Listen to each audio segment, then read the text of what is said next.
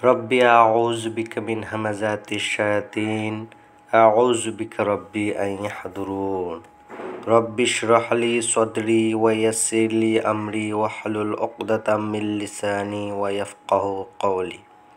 বিসমিল্লাহির রহমানির রহিম। তাব্বাত ইয়াদা আবি লাহাবিন ওয়া তাব মা আগনা আনহু মালুহু ওয়া মা কাসাব সায়াসলা নারান যাতা লাহবি ওয়া ইমরাতুহু হাম্মালাতাল হাতাব ফি জিদিহা হাবলুম মিন মাসাদ। আমরা পড়ছি সূরা লাহাব বা সূরা আল মাসাদ, 111 নম্বর সূরা। 5টি আয়াত রয়েছে। তাব্বাত ইয়াদা আবি লাহাবিন ওয়া তাব মা আগনা আনহু মালুহু ওয়া মা কাসাব সায়াসলা নারান যাতা লাহবিন ওয়া ইমরাতুহু হাম্মালাতাল হাতাব ফি জিদিহা হাবলুম মিন মাসাদ। সূরা আল মাসাদ আমরা প্রচলিত অনুবাদই করছি ইসলামিক ফাউন্ডেশনের। তাব্বাত ইয়াদা, ধ্বংস হোক দুহাত, আবি লাহাবিন, আবু লাহাবের, অতাব, আর সে নিজেও, মা আগনা, না তার থেকে কাজে আসবে, আনহু, তার থেকে, না কাজে আসবে তার থেকে, মালুহু, তার কোনো সম্পদ, অমা কাসাব, আর যা সে অর্জন করেছে। সায়াসলা নারা, অচিরেই সে প্রবেশ করিবে,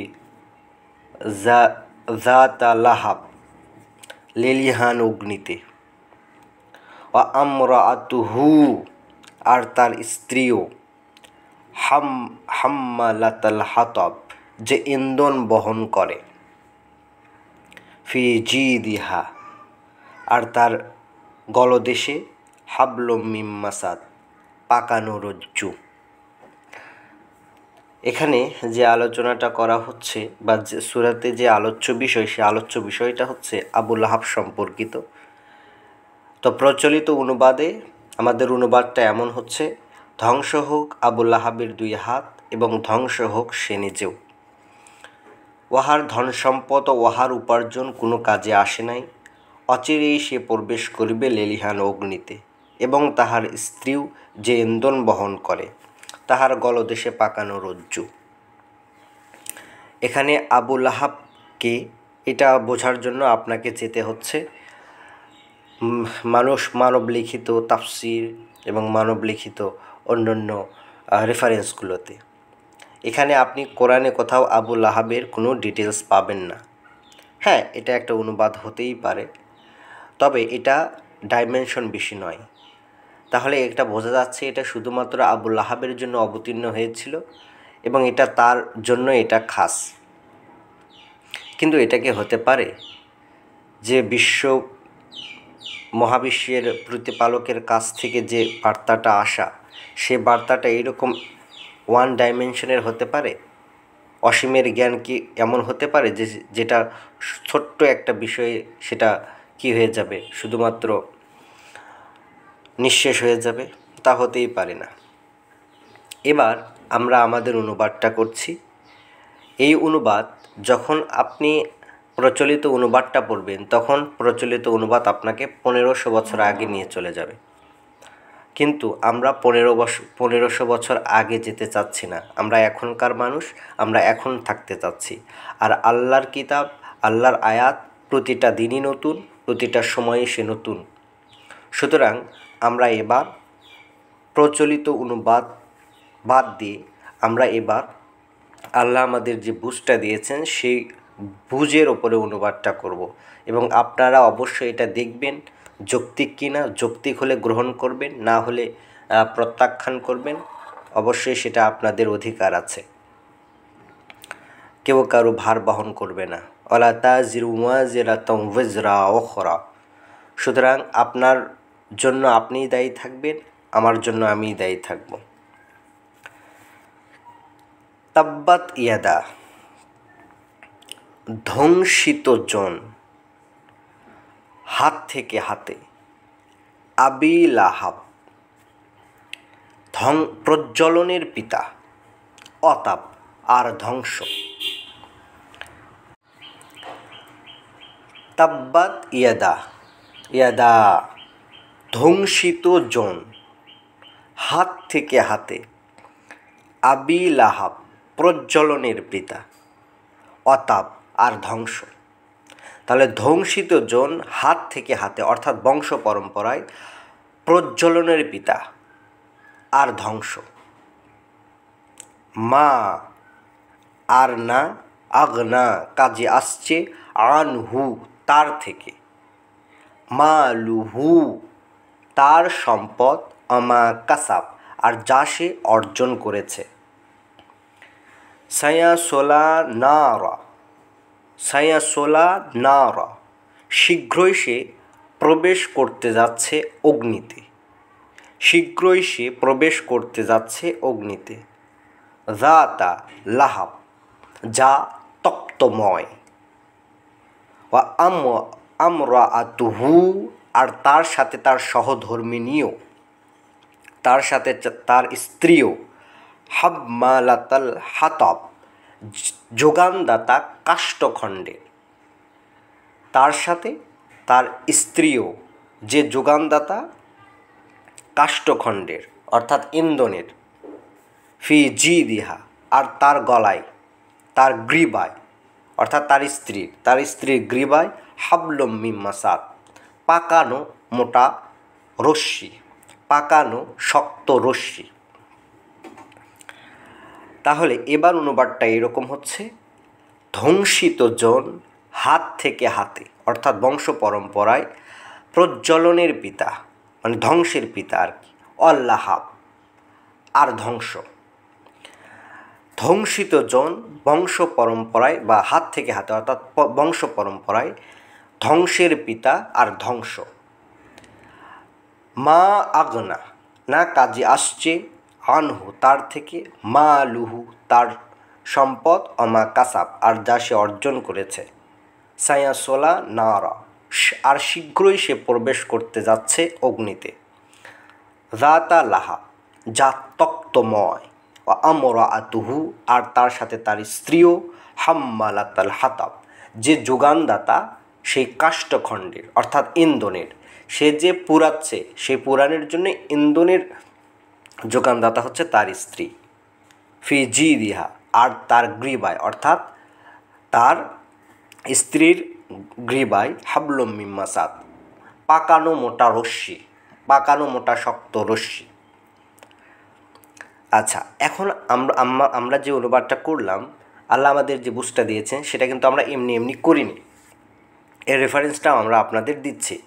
তাব্বাত, তাব্বাত শব্দটা আসলে মাজির সিগা। যদি আমরা এখানে অনুবাদ করি যে ধ্বংস হোক আবু লাহাবের 2 হাত, তাহলে কিন্তু সেটা আর মাজির সিগা হয় না। ধ্বংস হোক তাহলে বর্তমান হোক অথবা ভবিষ্যতে হোক, এটা কিন্তু বর্তমান বা ভবিষ্যতে চলে যায়, এটা কিন্তু মোজারের সিগা হয়ে যায়। কিন্তু এটা তো তাব্বাত তো মোজারের সিগা না, এটা তো মাজির সিগা। মানে যে অটোমেটিক্যালি বা অলরেডি যে ধ্বংস হয়েছে, তাব্বাত মানে অলরেডি যে ধ্বংস হয়েছে। তাহলে তাব্বাত ইয়াদা, তো ধ্বংস হবে আবু লাহাবের 2 হাত। এটা যৌক্তিক অনুবাদ হতে পারে নাকি ধ্বংসিত জন, এটা যৌক্তিক অনুবাদ হতে পারে। আপনাদের প্রতি আমার প্রশ্নটা থেকে গেল। আপনারা যারা বিচক্ষণ মানুষগুলো আছেন আপনারা ভাববেন। তাহলে তাব্বাত মাজির সিগা, তা মাজি মানে যা অতীত হয়ে গেছে। তাহলে যে ধ্বংস হয়েছে, অলরেডি ধ্বংস হয়েছে, সে হচ্ছে ধ্বংসিত জন। ইয়াদা, ইয়াদা মানে 2 হাত। হ্যাঁ, ইয়াদা মানে 2 হাত, ঠিক আছে, অনুবাদটা ইয়াদা মানে 2 হাত হয়। কিন্তু আপনারা যদি ভালো করে লক্ষ্য করেন তাহলে এখানে ইয়া দাল আলিফ আছে। ইয়া দাল আলিফ, ইয়াদন মানে হাত, আইয়াদন, আইয়াদন মানে হচ্ছে হাতসমূহ। তাহলে এখানে আপনার ইয়াদন, ইয়াদ মানে হচ্ছে হাত, ইয়াদাল ইয়াদ মানে হচ্ছে হাত, 2 হাত। ইয়াদাইয়া মানে 2 হাত। আচ্ছা, আইয়াদ, আইয়াদাহুম, আইয়াদ, আইয়াদ মানে হচ্ছে বহুবচন। তাহলে এখানে আইয়াদ বলেনি, ইয়াদও বলেনি, ইয়া দাল আলিফ, মানে পরে একটা আলিফ আছে কিন্তু, ইয়া দাল আলিফ। আসলে এই ইয়াদন বলতে বোঝায় হ্যান্ড টু হ্যান্ড, মানে দুই হাত নয়, বরং হাত থেকে হাত, হ্যান্ড টু হ্যান্ড। দেখবেন আপনারা যে এটা নিয়ে ভাববেন যে ইয়া দাল আলিফ, ইয়া দাল যদি থাকতো তাহলে দু হাত হতো, কিন্তু ইয়া দাল আলিফ, তার মানে এখানে এবং অন্য অন্য অনুবাদকরা এখানে কিন্তু হ্যান্ডস অনুবাদ করেছেন, অর্থাৎ বহু বচনে অনুবাদ করেছেন। হ্যাঁ, এটা দিয়ে বহু বচন বোঝায় অনেক সময়, কিন্তু এটা সবচেয়ে প্রিপিয়েড যে অর্থটা সেটা হচ্ছে হ্যান্ড টু হ্যান্ড। মানে এটা আরবিতে ধরেন কেউ কাউকে হাতে হাতে টাকা দিলে তখন এই ওয়ার্ডটা ইউজ হয়, ইয়াদন, ইয়া দাল আলিফ, হ্যান্ড টু হ্যান্ড। আবি লাহাব, তাহলে আবু লাহাব, এখানে দেখুন আবু লাহাব, আবু লাহাব, এর কোনো কিন্তু অনুবাদ করেননি প্রচলিত অনুবাদকরা। কেন? এই শব্দটাকে আর ইউজ হয়নি, এটা 3 বার ইউজ হয়েছে, লাহাব শব্দটা 3 বার ইউজ হয়েছে। সেটা হচ্ছে এই 111 নম্বর সূরাতে 2 বার, একটা হচ্ছে 1 নম্বর আয়াতে, একটা হচ্ছে 3 নম্বর আয়াতে।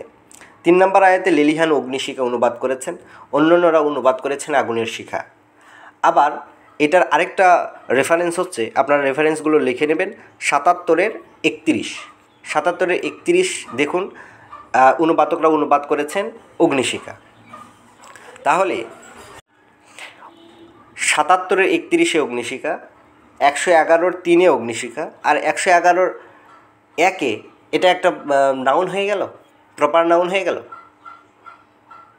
আপনাদের কাছে একটু আমি আর্জি জানাচ্ছি ভাই, আপনারা একটু ভেবে দেখবেন, আসলে লাহাব শব্দের অর্থ তো অগ্নিশিখা। এখানে আবু লাহাব কোনো হচ্ছে যে নাউন নয়, আবু লাহাব। তাহলে আপনারা এটাকে কেন অনুবাদ করছেন না?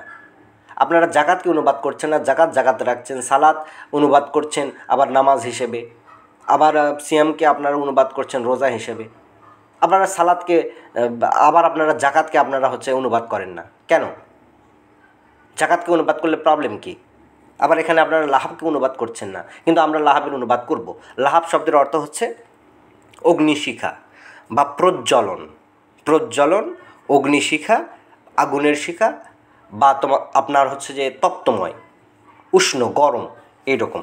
তবে অগ্নিশিখা অনুবাদটাই প্রিপিয়েড, আপনারা দেখবেন এটা যে কোনো রকমের ডিকশনারিতে কিন্তু মানে লাহাব শব্দের অর্থ অগ্নিশিখা। তো আমরা দেখব কনটেক্সট অনুযায়ী তার কি মিনিং হতে পারে, কারণ প্রত্যেকটা কনটেক্সট অনুযায়ী সেই ওয়ার্ডের মিনিংটা আলাদা আলাদা, এটা ঠিক, কিন্তু সেটা তো প্রিপেড হতে হবে ভাই, একটা বুঝ তো কমপ্লিট হতে হবে। এখানে এই সূরাটা শুধুমাত্র আবু লাহাবের জন্যই তো প্রযোজ্য নয়, আর সেটা 1400 বছর বা 1500 বছর আগেই শুধু প্রযোজ্য নয়, তাহলে আমরা এই আয়াতটাকে আর এই সূরাটাকে আমরা এবার কীভাবে নিব? তাহলে এই সূরা থেকে আমাদের জন্য কোনো শিক্ষা নেই? এবার দেখুন আমরা যে অনুবাদটা করছি সেটা কি দাঁড়াচ্ছে, তাব্বাত ইয়াদা, ধ্বংসিত জন, যে অলরেডি ধ্বংস হয়ে গেছে, তাব্বাত ইয়াদা, অলরেডি ধ্বংসিত জন, মানে ধ্বংসিত জন বংশ পরম্পরায়, অর্থাৎ হাত থেকে হাতে, বংশ পরম্পরায়, আবি লাহাব, প্রজ্বলনের পিতা বা ধ্বংসের পিতা, অতাব আর ধ্বংস। যে ব্যক্তি নিজে ধ্বংস হয়েছে সে বংশ পরম্পরায় শুধুমাত্র ধ্বংসেরই সৃষ্টি করতে পারে, আর কিছু করতে পারে না। দেখুন কত প্রিপিয়েড একটা অর্থ হয়, কত যৌক্তিক একটা অর্থ হয়। দেখুন যে আপনি যদি একজন মানে নেশা আসক্ত ব্যক্তি হন, আপনি কিন্তু শুধু আপনাকে ধ্বংস করছেন ব্যাপারটা তা নয়, আপনি কিন্তু ধ্বংস করছেন আপনার পরবর্তী সকল প্রজন্মকে। ভালো করে আপনারা খেয়াল করে দেখবেন কথাটা এইরকমই, মা আগনা, আর না কাজে আসছে, আনহু তার থেকে, মা আলুহু তার সম্পদ, অমা কাসাব আর যা সে অর্জন করেছে। তো আমরা এই রেফারেন্সটা আমরা দেবো যে যা অর্জন করেছে তা কেন তার উপকারে আসলো না। আপনারা যদি 18-103-এ যান, সেখানে রসুলকে আল্লাহ বলছেন যে তাদের বলে দাও যে আমি কি তোমাদেরকে বলে দেব তাদের সম্পর্কে যারা আমলে বেশি ক্ষতিগ্রস্ত। আপনারা এটা দেখবেন যে আমলে কারা বেশি ক্ষতিগ্রস্ত, অথচ তারা কি, তারা ভাবে যে তারা সঠিক মানে সঠিক কাজই করছে, কিন্তু তাদের আমলটা গ্রহণযোগ্য হবে না, আমলে তারা বেশি ক্ষতিগ্রস্ত। তাহলে 18-103-এ আপনারা এটা দেখবেন। আমরা যাচ্ছি না আয়াতে, তাহলে আমাদের ভিডিওটা লং হবে। পরবর্তীতে আমরা এটা নিয়ে আবার আলোচনা করব, সমস্যা নেই। শুধুমাত্র আজকে আপনাদের আমরা রেফারেন্স দিচ্ছি আর জানাতে চাচ্ছি যে এর অনুবাদটা এমন হওয়া উচিত। সায়াসোলা না র, আর শীঘ্রই সে প্রবেশ করতে যাচ্ছে অগ্নিতে। কারণ তার তো সম্পদ আর তার যে অর্জন কোনো কাজে আসেনি তো, তাহলে আপনার আমল ধ্বংস হয়ে যেতে পারে। আপনি আমল করছেন, আপনি কাজ করছেন, আমল মানে কাজকর্ম করছেন, সৎকর্ম ভেবেই করছেন, কিন্তু সেগুলো কোনো কাজে আসছে না। কেন আসছে না? তাহলে সেটা একটা প্রশ্ন। তো সেগুলোর অ্যান্সার তো আল্লাহ দিয়ে দিয়েছেন, এখন আপনারা পড়ুন ভাই, না পড়লে হবে কি করে? আচ্ছা, আমরা আয়াতটা একবার পড়ে আসি।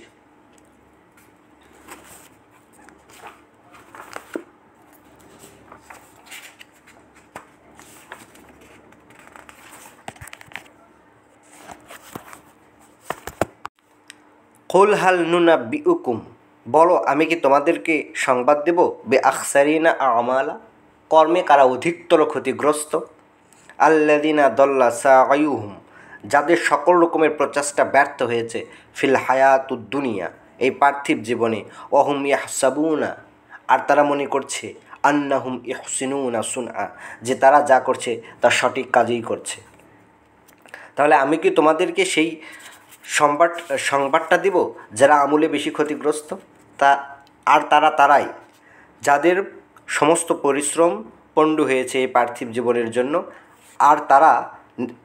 আর তাহারা মনে করে যে তারা সৎকর্মই করেছে, কিন্তু তাদের কর্মসমূহ পণ্ড হয়ে গেছে, তাদের প্রচেষ্টা পণ্ড হয়ে গেছে। উলাইকাল্লাযিনা কাফারু, এরাই তো তারা যারা প্রত্যাখ্যানকারী, বি আয়াতি রব্বিহিম, তাদের রবের বাণী ও বার্তার, তাদের সৃষ্টিকর্তা প্রতিপালকের বাণী ও বার্তাসমূহের প্রত্যাখ্যানকারী। তাহলে এই প্রত্যাখ্যানকারী অন্য কেউ নয় ভাই, ভালো করে খেয়াল করে দেখুন আপনি। কারণ আপনার কাছে যখন আয়াতটা পড়া হচ্ছে তখন আপনি আয়াতকে মূল্য দেন না, আপনি যা শিখেছেন, যা জেনেছেন, উমুক তুমুকের কথাকে আপনি মূল্য দেন। এই কাফের কোন কাফের? এই কাফের আপনি ভাই, এই কাফের আমি আর আপনি। এই কাফের ওই মূর্তি পূজক, ওই হিন্দু, ওই বৌদ্ধ, ওই খ্রিস্টান নয়। রসুল হিন্দু বৌদ্ধ খ্রিস্টানের কাছে আসেননি। তার যে সম্প্রদায় ছিল সেই সম্প্রদায় বিশ্বাসী মানুষই ছিল, এবং তারা কঠোরপন্থী, শুধু বিশ্বাস নয়, বিশ্বাসে তারা হায়েস্ট লেভেল, এবং তারা এক আল্লাহকেই মানত আর ইব্রাহিমের পূজা করত। সালামুন আলা ইব্রাহিমকে তারা পূজা করত। সালামুন আলা ইব্রাহিম এটা বলেছেন, সালামুন আলা ইব্রাহিম ওটা বলেছেন। তুমি কোথাকার কি মোহাম্মদ এসে বলছো আজকে যে আমি নবী, আমার কথা তোমরা শোনো? তাহলে ওয়ালিকাইহি, আর তারা কি করেছে? প্রত্যাখ্যান করেছে সাক্ষাতের ব্যাপারটা, যে আল্লাহর সামনে আবার দাঁড়াতে হবে, এই সাক্ষাতের ব্যাপারটা। ফাহাবিদাত আমালুহুম, ফলে কি হয়েছে? নষ্ট হয়ে গিয়েছে, নিষ্ফল হয়ে গেছে তাদের কর্মসমূহ। ফালা নুকাইমু লাহুম ইয়াউমাল কিয়ামাতি ওয়াজনা, আর আবার যেদিন আমরা দাঁড়াবো, দাঁড়ানোর দিনে আবার তারা যেদিন দাঁড়াবে, দাঁড়ানোর দিনে তাদের আমলগুলোকে কোনো ওজনই করা হবে না, অর্থাৎ লক্ষ্যই দেওয়া হবে না, মানে এটা একদম শেষ। তাহলে এই হচ্ছে তারা, যার সম্পদ এবং এটা কোনোই কাজে আসেনি, তাদের অর্জনটা কোনো কাজে আসেনি, অথচ তারা ভাবে তারা সৎ কাজই করছে। তো আপনাকে একটু পরীক্ষা করে নিন ভাই, কোরআনটা পড়ে পরীক্ষা করে নিন আপনি যা করছেন তা ঠিক আছে কি না। যদি সেটা আল্লাহর আয়াতের সাথে মেলে তাহলে বুঝবেন ঠিক আছে, আর যদি না মেলে উমুক তুমুকের কথায় চলে, ওই হুজুর তৈ হুজুর, তারপরে ওই সংগঠন সেই সংগঠন, তারপরে হচ্ছে আহলে কোরআন, আহলে সুন্নাহ, আহলে জামাত, এটা সেটা যাই বলুন ভাই, আয়াতের সাথে যদি না মেলে তাহলে সেটা প্রত্যাখ্যাত, তাহলে আপনার ওটা কোনো কাজে আসবে না, আপনি যতই মনে করেন আপনি অনেক কিছু করেছেন। আচ্ছা, আমরা আবার আসি 111-তে। তাহলে সায়াসলানা, শীঘ্রই সে প্রবেশ করতে যাচ্ছে অগ্নিতে, যাতা লাহাব, যা তপ্তময়, ও আমরাতুহু, আর তার সাথে তার স্ত্রীও, হাম্মালাতাল হাতাব, যে যোগানদাতা কাষ্ঠখণ্ডের। হাতাব মানে কাষ্ঠখণ্ড, ও যে পুরাচ্ছে তার যোগানদাতা হচ্ছে তার স্ত্রী। ফি জিদিহা, আর তার গলায়, অর্থাৎ তার স্ত্রীর গলায়, হাবলুম মিন মাসাদ, শক্ত পাকানো মোটা রশ্মি। তাহলে ব্যাপারটা এইরকম, আল্লাহ বোঝাতে চাচ্ছেন যে প্রতিটি পরিবারের কর্তা যারা আছেন প্রত্যেকেই এক একটা ধ্বংসের পিতা, অর্থাৎ তারা ধ্বংস করে যাচ্ছেন নিজের ইচ্ছায় হোক অনিচ্ছায় হোক। হয়তো তিনি জানেন না, নিজের অজ্ঞাত অনুসারেই তিনি নিজেকেও ধ্বংস করে যাচ্ছেন আর ধ্বংস করে যাচ্ছেন তার পরবর্তী প্রজন্মগুলোকে। আর তার কোনোই কাজে আসছে না তার সম্পদ, অথচ তিনি দান করছেন, সদকা করছেন, অনেক কিছু করছেন, কাজে আসছে না। কেন আসছে না? কারণ সে কনসেপশনে বিশ্বাসী, সে আল্লাহর অংশীবাদিতায় বিশ্বাসী। এখন আপনারা বলবেন সে অংশীবাদিতায় বিশ্বাসী কী করে? সেও তো এক আল্লাহকেই মানে। এক আল্লাহকে মানা আর এক আল্লাহকে মানি এই কথাটা বলা দুটো এক নয় ভাই। আপনি আল্লাহকে মানেন, আপনি হচ্ছে যে একমাত্র আল্লাহ ছাড়া আর কাউকে মানেন না, ঠিক আছে, আপনার কথা ঠিক আছে, কিন্তু আপনি কি সেটা কোরআন অনুযায়ী দেখেছেন, আল্লাহর কিতাব অনুযায়ী দেখেছেন যে আপনার কথার মানে কিভাবে আল্লাহকে মানতে হয়? আপনি তো রসুল পূজারী, আল্লাহর সাথে কনসেপ্ট তৈরি করে দিয়েছেন, রসুলকে আল্লাহ বানিয়েছেন আপনারা, আলাদা সত্তা তৈরি করেছেন যে আদেশ দিতে পারে, সেই সত্তা আদেশ দিতে পারে যিনি অমর, তিনি ছাড়া কেউ আদেশ দিতে পারেন না। প্রফেটরা, বার্তাবাহরা শুধু সে অমর সত্তার বার্তাটা আপনার কাছে পৌঁছে দেয়, তাদের নিজ থেকে বলার কোনো অধিকার নেই। এই সামান্য জিনিস যদি না বোঝেন, এতটুকু কথা যদি না বোঝেন, তাহলে আমি কেন, আল্লাহর ফেরেশতা কেন, স্বয়ং সৃষ্টিকর্তার সামনে আসলেও আপনাকে বুঝাতে পারবে না যে ভাই বার্তাবাহকরা আল্লাহর বাণীটাই মানুষের কাছে আনতো, তাদের নিজস্ব কোনো কথা নয়। এখানে